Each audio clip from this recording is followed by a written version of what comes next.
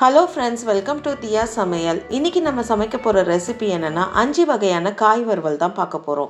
இந்த வறுவல் நீங்கள் ரசம், சாம்பார், கீரை, தயிர், குருமா எல்லா வகையான குழம்பு சாதத்துக்கூட வச்சு சாப்பிட்டு பாருங்க. டேஸ்ட் அட்டகாசமாக இருக்கும். இப்போதான் ஃபர்ஸ்ட் டைம் என் சேனலை பார்க்குறீங்கன்னா என் சேனலை சப்ஸ்கிரைப் பண்ணிட்டு பக்கத்தில் இருக்க பெல் ஐக்கானை மறக்காம கிளிக் பண்ணிக்கோங்க. அப்படியே இந்த வீடியோக்கு ஒரு லைக்கையும் போடுங்க. வாங்க இப்போ எப்படி செய்யறதுன்னு பார்க்கலாம். சேப்பக்கிழங்கு 5 நிமிஷம் தண்ணியில் ஊற போட்டு அதுக்கப்புறம் கழுவி எடுங்க. அப்போ தான் மேலே இருக்கிற மண் நாரெல்லாம் ஈஸியாக நம்ம ரிமூவ் பண்ண முடியும். இங்கே நான் 300 கிராம் சேப்பக்கிழங்கு நல்லா கழுவி நான் கடாயில் சேர்த்துக்கிறேன். ஒரு அரை ஸ்பூன் அளவுக்கு கல் உப்பு சேர்த்துக்கோங்க. சேப்பக்கிழங்கு வேக மினிமம் 7லேருந்து 10 நிமிஷம் தான் ஆகும். இந்த மாதிரி கடாயில் போட்டு மூடி போட்டு ஒரு மீடியம் ஃப்ளேமில் ஒரு 10 நிமிஷம் வேக விடுங்க. 5 நிமிஷத்துக்கு அப்புறம் நீங்கள் மூடியை திறந்து ஒரு ஸ்பூனை வச்சு கிழங்கை குத்தி பாருங்கள். அப்பப்போ குத்தி பார்த்து செக் பண்ணிக்கோங்க கிழங்கு வெந்துருச்சா இல்லையான்னு. ஏன்னா 1-2 நிமிஷம் நம்ம கூட வேக வச்சுட்டா கூட கிழங்கு குழஞ்சிரும். அதனால் நீங்கள் அப்பப்போ செக் பண்ணுறது நல்லது. கிழங்கு நம்மளுக்கு ஒரு 90% வெந்தால் போதும். அப்போ தான் பிசு பிசு இல்லாமல் நல்லா முறுன்னு வறுக்கிறதுக்கு ஈஸியாக இருக்கும். கிழங்கு வெந்துருச்சான்னு பார்க்கலாம். இருக்கிறதுலே ஒரு பெரிய கிழங்கை எடுத்து செக் பண்ணிக்கோங்க வெந்துருச்சான்னு. நல்லா வெந்திருக்கு. இப்போ அடுப்பை ஆஃப் பண்ணிவிட்டு இது ஒரு ஓரமாக வச்சுக்கோங்க. இது நல்லா ஆறின பிறகு நம்ம தோலை ரிமூவ் பண்ணி எடுத்துடலாம். நல்லா கிழங்கு ஆறிடுச்சு. இப்போ நம்ம தோலை ஈஸியாக எடுத்துட முடியும். பாருங்கள் எவ்வளோ ஈஸியாக ரிமூவ் பண்ண முடியுது.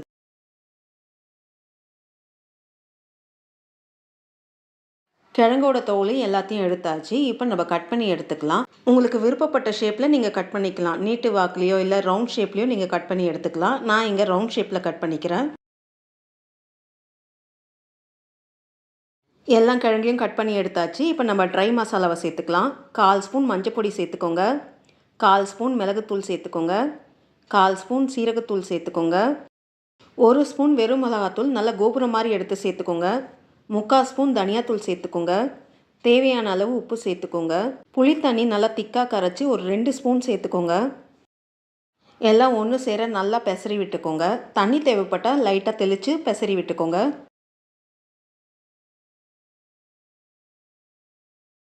எல்லாம் ஒன்று சேர நல்லா பெசரி விட்டாச்சு. இப்போ டைரெக்டாக கடாயில் ஏற்றி வறுக்க ஆரம்பிச்சிடலாம். வறுக்க ஒரு பேன் எடுத்துக்கோங்க. பேன் நல்லா சூடான பிறகு 2லேருந்து 3 டேபிள் ஸ்பூன் எண்ணெய் சேர்த்துக்கோங்க. எண்ணெய் நல்லா சூடான பிறகு நம்ம பெசரி வச்சுருக்க கிழங்கை பேனில் சேர்த்துக்கோங்க. எல்லா கிழங்கும் பேனில் படுற மாதிரி நல்லா பரப்பி விட்டுக்கோங்க. நம்ம ஏற்கனவே கிழங்கை நல்லா வேக வச்சாச்சு. இப்போ நம்ம போட்டிருக்க மசாலாவுடைய பச்சை வாசனை போய் மேலே மொறுன்னு வரத்துக்கு மேக்ஸிமம் 5 நிமிஷம் தான் எடுத்துக்கும். அதனால் மீடியம் ஃப்ளேமில் 2 நிமிஷம் ஒரு பக்கமும் 2 நிமிஷம் இன்னொரு பக்கமும் திருப்பி போட்டு ஹை ஃப்ளேமில் 1 நிமிஷமும் நீங்கள் ஃப்ரை பண்ணி எடுத்துக்கலாம். மீன் வறுக்கிற மாதிரியே இதை ஷாலோ ஃப்ரை ஒரு 5 நிமிஷம் பண்ணி எடுத்துக்கோங்க. 4 நிமிஷம் மீடியம் ஃப்ளேமில் எல்லா பக்கமும் ரோஸ்ட் ஆகிற மாதிரி வறுத்தாச்சு. இப்போ 2 கொத்து கருவேப்பிலை சேர்த்து ஹை ஃப்ளேம் வச்சு ஒரு நிமிஷம் நல்லா கிளறி விடுங்க.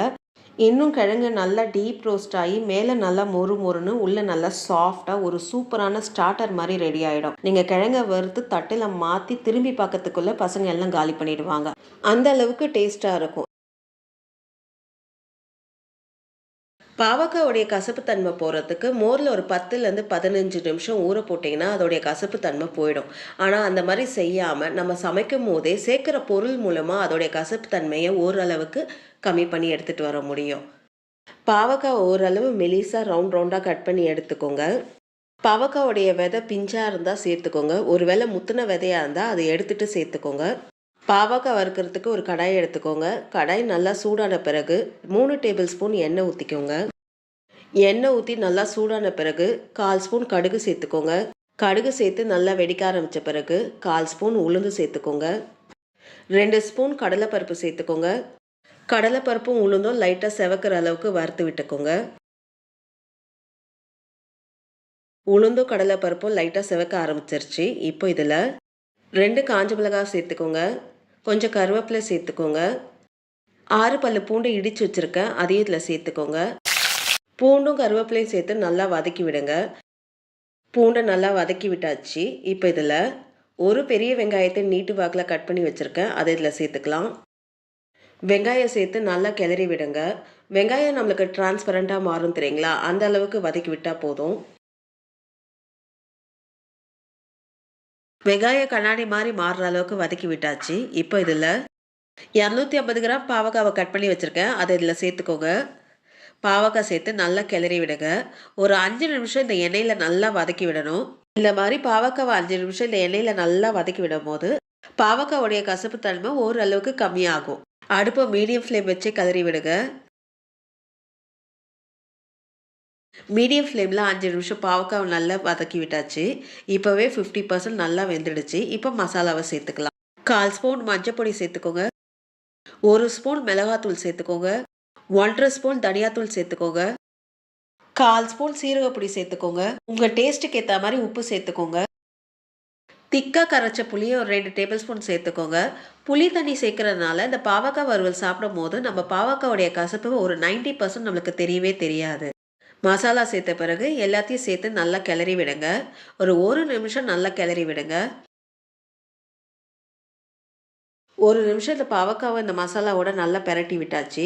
இப்போ ஒரு 5 நிமிஷம் லோ ஃப்ளேமில் இது நல்லா ட்ரை ரோஸ்ட் ஆகணும். தண்ணி எதுவும் ஊற்ற வேணாம். இந்த எண்ணெயிலேயே அந்த பாவக்காவும் மசாலா சேர்ந்து நல்லா ட்ரை ரோஸ்ட் ஆகி வெந்து வரும். பாவக்காவை கடாயில் கொஞ்சம் விட்டு விட்டு கிளறி விடுங்க. அப்போ தான் பாவக்காய் நல்லா ட்ரை ரோஸ்ட் ஆகும். எண்ணெய் நல்லா பிரிஞ்சு பாவக்காய் நல்லா ரோஸ்ட் ஆகி வந்திருக்கு. ரொம்ப டேஸ்டான பாவக்காய் வறுவல் ரெடி ஆயிடுச்சு. புடலங்காய் வறுக்க ஒரு கடாயை எடுத்துக்கோங்க. கடாய் நல்லா சூடான பிறகு 1 டேபிள் ஸ்பூன் எண்ணெய் சேர்த்துக்கோங்க. எண்ணெய் நல்லா சூடான பிறகு ஒரு 1/2 ஸ்பூன் கடுகு சேர்த்துக்கோங்க. 1/4 ஸ்பூன் சீரகம் சேர்த்துக்கோங்க. 1/2 ஸ்பூன் உளுந்து சேர்த்துக்கோங்க. கடுகு நல்லா வெடிச்சு உளுந்து நல்லா செவக்க ஆரம்பிக்குது. இப்போ 3 காஞ்ச மிளகாய் சேர்த்துக்கோங்க. ஒரு மீடியம் சைஸ் வெங்காயத்தை நறுக்கி சேர்த்துக்கோங்க. கொஞ்சம் கருவேப்பிலை சேர்த்துக்கோங்க. வெங்காயம் அந்த எண்ணெயில் நல்லா வதங்கி அதோடைய கலர் லைட்டாக சேஞ்ச் ஆகிற அளவுக்கு வதக்கி விட்டுக்கணும். ஒரு 1லேருந்து 2 நிமிஷம் விட்டு விட்டு வதக்கி விட்டிங்கன்னா வெங்காயம் நல்லா வதங்கி வந்துடும். வெங்காயம் ஓரளவுக்கு வதங்கி வந்திருக்கு. இப்போ இதில் 1/2 ஸ்பூன் இஞ்சி பூண்டு பேஸ்ட்டை சேர்த்துக்கோங்க. இஞ்சி பூண்டு பேஸ்ட்டை சேர்த்து அதோடைய பச்சை வாசனை போகிற அளவுக்கு வதக்கி விடணும். இஞ்சி பூண்டுடைய பச்சை வாசனை போகிறதுக்கும் வெங்காயம் இன்னும் நல்லா வதங்கி வர்றதுக்கும் டைம் கரெக்டாக இருக்கும். அதனால் வெங்காயம் பாதி வதங்கி வரும்போது நீங்கள் இஞ்சி பூண்டு பேஸ்ட்டை சேர்த்து நல்லா வதக்கி விட்டுக்கோங்க. இஞ்சி பூண்டோடைய பச்சை வாசனை போய் வெங்காயம் நல்லா வதங்கி வந்துருச்சு. இப்போ இதில் 1/4 கிலோ புடலங்காவை நல்லா க்ளீன் பண்ணி கட் பண்ணி சேர்த்துக்கோங்க. புடலங்காய் சேர்த்து அந்த வெங்காயத்தோட நல்லா வதக்கி விட்டுக்கோங்க. காய் சேர்த்த உடனே நீங்கள் மசாலா சேர்க்காதீங்க. காய் இந்த எண்ணெயில் ஒரு 5 நிமிஷம் விட்டு விட்டு வதக்கி விட்டுக்கோங்க. அப்போ தான் காய் ஓரளவுக்கு வெந்து வரும். அதுக்கப்புறம் மசாலா சேர்க்கணும். ஏன்னா நம்ம முன்னாடியே மசாலா சேர்த்துட்டோம்னா மசாலா சீக்கிரம் கருக ஆரம்பிச்சிடும், காய் வெந்து வராது. நம்ம வறுவல் சாப்பிடும் போது காய் நறுக்கு நறுக்குன்னு இருக்கும், சாப்பிட்றதுக்கு நல்லா இருக்காது. அதனால் காயை ஓரளவுக்கு வதக்கி விட்டுட்ட பிறகு அதுக்கப்புறம் மசாலா போட்டு நம்ம வதக்க ஆரம்பிச்சிடலாம். 5 நிமிஷம் வதக்கி விட்டதில் காய் ஓரளவுக்கு வதங்கி வந்திருக்கு. இப்போ நம்ம மசாலா சேர்த்துக்கலாம். 1/4 ஸ்பூன் மஞ்சள் பொடி சேர்த்துக்கோங்க. 1 ஸ்பூன் குழம்பு மிளகாத்தூள் சேர்த்துக்கோங்க. குழம்பு மிளகாத்தூள் இல்லைன்னா 3/4 ஸ்பூன் வெறும் மிளகாத்தூள், 1/2 ஸ்பூன் தனியாத்தூள் சேர்த்துக்கோங்க. 1/2 ஸ்பூன் கரம் மசாலா தூள் சேர்த்துக்கோங்க. தேவையான அளவு உப்பு சேர்த்துக்கோங்க. மசாலா சேர்த்து அந்த புடலங்காவோட ஒன்று சேர ஒரு 2 நிமிஷம் நல்லா வதக்கி விட்டுக்கோங்க. காயும் மசாலாவும் ஒன்று சேர 2 நிமிஷம் வதக்கி விட்டாச்சு. இப்போ மூடி போட்டு 5 நிமிஷம் லோ ஃப்ளேமில் காயை வேக விடுங்க. அப்பப்போ மூடியை திறந்து கிளறி விட்டுக்கோங்க. ஏன்னா தண்ணி எதுவுமே சேர்க்கல, அதனால் அடி பிடிக்காமல் இருக்கிறதுக்கு அப்பப்போ நீங்கள் கிளறி விட்டுக்கோங்க. 5 நிமிஷம் மூடி போட்டு வேக விட்டாச்சு. மூடியை திறந்து பார்ப்போம். காய் நல்லா வதங்கி வந்திருக்கு. இன்னும் உங்களுக்கு நல்லா ட்ரையாக மொறுன்னு வரணும்னா 1 நிமிஷம் ஹை ஃப்ளேமில் கை விடாமல் கிளறி விடுங்க. இன்னும் நல்லா மொறுன்னு ட்ரையாக வரும். நல்ல காரசாரமாக எல்லாரும் விரும்பி சாப்பிட்ற மாதிரி புடலங்காய் ஃப்ரை ரெடி ஆயிடுச்சு. ஃபஸ்ட்டு சோயாவை வேக வச்சு எடுத்துப்போம். நல்லா கொதிக்கிற தண்ணியில் 2 கப்பு சோயாவை சேர்த்துக்கிறேன். 1/2 ஸ்பூன் உப்பு சேர்த்துக்கோங்க. உப்பு சேர்த்து நல்லா ஒன்று சேர கிளறி விட்டுக்கோங்க. நல்லா கிளறி விட்டாச்சு. இப்போ மூடி போட்டு 5 நிமிஷம் லோ ஃப்ளேமில் இது நல்லா வேக விடலாம். 5 நிமிஷம் வேக விட்டாச்சு. மூடியை திறந்து பார்ப்போம். சோயா நல்லா சாஃப்டாக வெந்து வந்திருக்கு. இப்போ சோயாவை தண்ணியை வடிச்சிட்டு சாதா தண்ணியில் போட்டுக்கோங்க. அப்போ தான் சோயா சீக்கிரமாக ஆறும். நம்ம கை விட்டு பிழிஞ்சு எடுக்கிறதுக்கு ஈஸியாக இருக்கும். இது ஒரு சைடு ஆறட்டும். இது ஆறத்துக்குள்ளே நம்ம மசாலாவை ரெடி பண்ணிடலாம். மசாலா செய்ய ஒரு கடாயை எடுத்துக்கோங்க. கடாய் நல்லா சூடான பிறகு 2 டேபிள் ஸ்பூன் எண்ணெய் சேர்த்துக்கோங்க. 1/4 ஸ்பூன் சோம்பு சேர்த்துக்கோங்க. 5லேருந்து 6 பல்லு பூண்டு தோல் உரித்து நல்லா பொடிசாக நறுக்கி சேர்த்துக்கோங்க. ஒரு துண்டு இஞ்சி பொடிசாக நறுக்கி சேர்த்துக்கோங்க. 2 பச்சை மிளகாவை நறுக்கி சேர்த்துக்கோங்க. கொஞ்சம் கருவேப்பிலை சேர்த்துக்கோங்க. எல்லாம் ஒன்று சேர ஒரு 15 செகண்ட் நல்லா வறுத்து விட்டுக்கோங்க. அந்த பூண்டும் அந்த இஞ்சும் லைட்டாக ஃப்ரை ஆகி வரும், அந்த அளவுக்கு வதக்கி விட்டுக்கணும். நல்லா வதக்கி விட்டாச்சு. இப்போ இதில் 2 மீடியம் சைஸ் வெங்காயத்தை பொடிசாக நறுக்கி சேர்த்துக்கோங்க. வெங்காயம் அந்த எண்ணெயில் நல்லா வதக்கி விட்டுக்கோங்க. வெங்காயம் லைட் ப்ரௌன் கலராக மாறும், அந்த அளவுக்கு நல்லா வதக்கி விட்டுக்கோங்க.